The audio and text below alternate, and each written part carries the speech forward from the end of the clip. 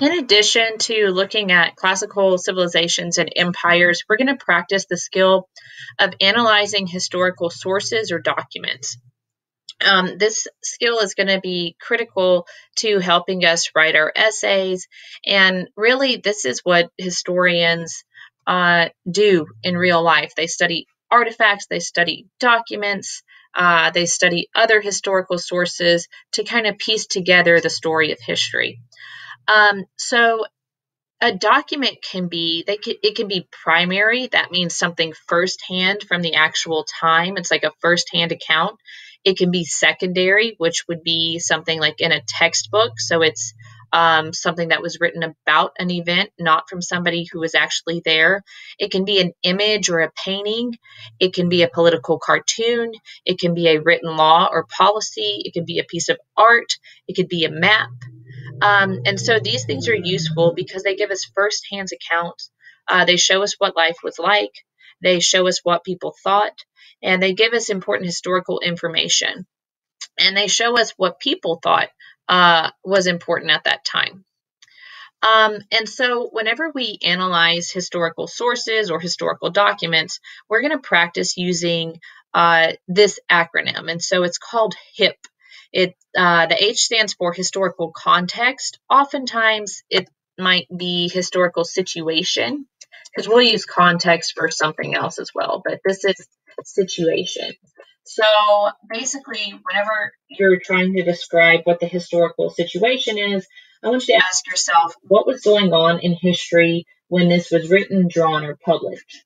So you might want to look at the date of the document. You might want to look at the location. You might want to look at maybe who published it. Basically, I like to think of this like the setting. So you're going to think of who, what, where, when, what was happening when this document or this historical source was made. The next portion is intended audience. And so the intended audience is who is supposed to be reading this and why. So who did the author or the creator make this for, and what was their purpose in sharing this information with their audience? So think about how that might impact the choice of words, how things are phrased, or how things are drawn. The third element is purpose. So this is going to be the purpose of the historical source or the document. Why was this written or drawn or published? Sometimes it's just to look pretty. Sometimes we have to dig a little bit deeper to be like, why might this, maybe it's a powerful person, been motivated to put paintings of their face all over their city? And then finally, the fourth element is point of view. And so what is the opinion of the author? So what is their opinion? What do they think?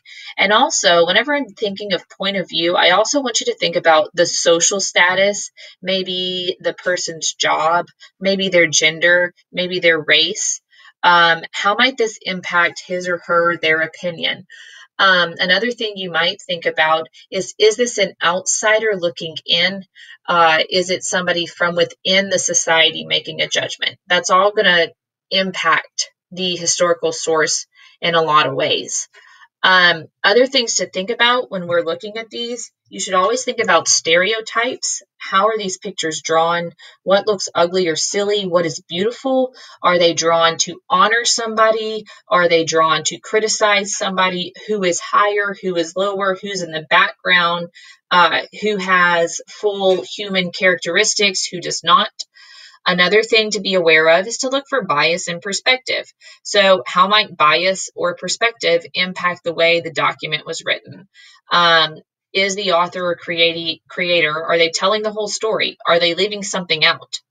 Do we know? Why might they be leaving something out? Who or what is included? Who or what is excluded? And why?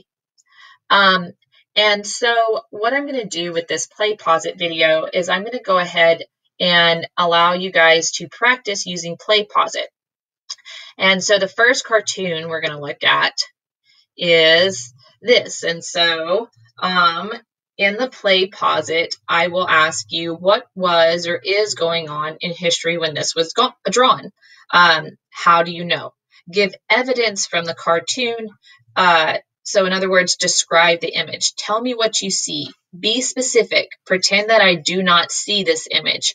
Give me as much information as you can. So this is, again, historical context or situation. Next. Okay, so this one might be a little bit harder. So this is, oh, look, it's the Declaration of Independence. And so what was going on when this was written? So in Congress, July 4th, 1776. And so it says the unanimous declaration of the 13 United States. When in the course of human events it becomes necessary for one people to dissolve the political bands which have connected them with another, and to assume among the powers of the earth the separate and equal station to which the laws of nature and nature's God entitle them. A decent respect to the opinions of mankind requires that they should declare the causes which impel them to the separation. We hold these truths to be self-evident, that all men are created equal, that they are endowed by their Creator with certain unalienable rights, that among these are life, liberty, and the pursuit of happiness. So think about what was going on when this was written. Tell me who's in power. Tell me where it was written, why it was written. Describe that historical setting. Next. We're going to practice with intended audience. So intended audience is, again, who was this made for? And so in this cartoon, you can see, who is this cartoon aimed at? Who is the artist trying to reach? And so you are going to have to make an inference. So obviously this was in 2019. It's showing something later. What do you think this artist is trying to say to people? What is he trying to tell people, maybe who are going to look back at this in 5 years?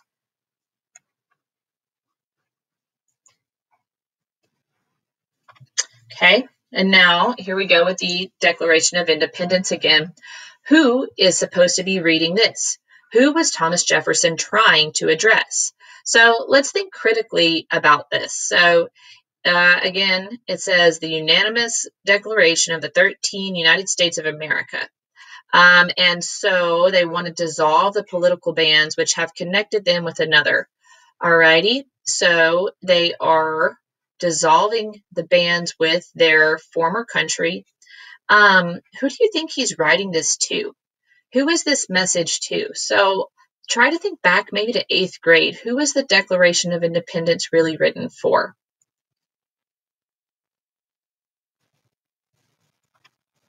Okay, next we're going to practice with purpose. So here we go. Here it says, why did the artist draw this? What are they trying to show? And so again, here's our same cartoon. What was the purpose of this? What do you think they were trying to say?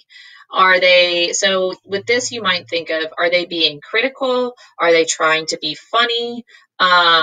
Are they trying to send a message? What message are they trying to send? I'm not going to tell you what I think, but what message do you think they're trying to send? Maybe what side of the debate around COVID do you think this cartoonist might be on? And so always whenever you complete these, you do want to include what you see. So describe the details, tell me, pretend that I cannot see this cartoon. And you are describing the faces and what people are wearing, what they're holding. Next, we're going to take a look at the Declaration of Independence again. And so why did Thomas Jefferson write this? Hint, it's the Declaration of Independence. Why did he write this? And so you might take a look at the underlined text. What was his purpose behind this? And so maybe his purpose behind this, maybe we take another portion of this and we use it as a defining element of our nation. So I want you to think about, why did Thomas Jefferson write this? And so again, when you're thinking of purpose, you're thinking of motives, you're thinking of maybe power, You're thinking maybe who doesn't have power, and so on. Okay, and finally, point of view. So point of view, remember this goes into a little bit more than just their opinion. It also goes into, if you can, so in this particular cartoon, I cannot see the name of the cartoonist. I can't make that out. But typically, if you have the source there, you can see who they were. You can maybe make an inference if it was a man or a woman, if it was an outsider or an insider in a society. And all of that is really going to influence their particular perspective and their particular point of view. And then finally, here we go. So this one might be a little bit controversial. So what is Thomas Jefferson's opinion about freedom? How do you know? Okay, and so in this last line, he talks about freedom. And so I want you to think about his point of view. Who is he? Where does he live? What is his job? What is his home life like? If you know anything about Thomas Jefferson, you know he owned slaves. He had a long-term mistress, and he fathered several children with her, and still maintained ownership of slaves. And so think about that as you think about, what is his point of view? He is wealthy. He is a man. He is educated. So what do you think he thinks about freedom?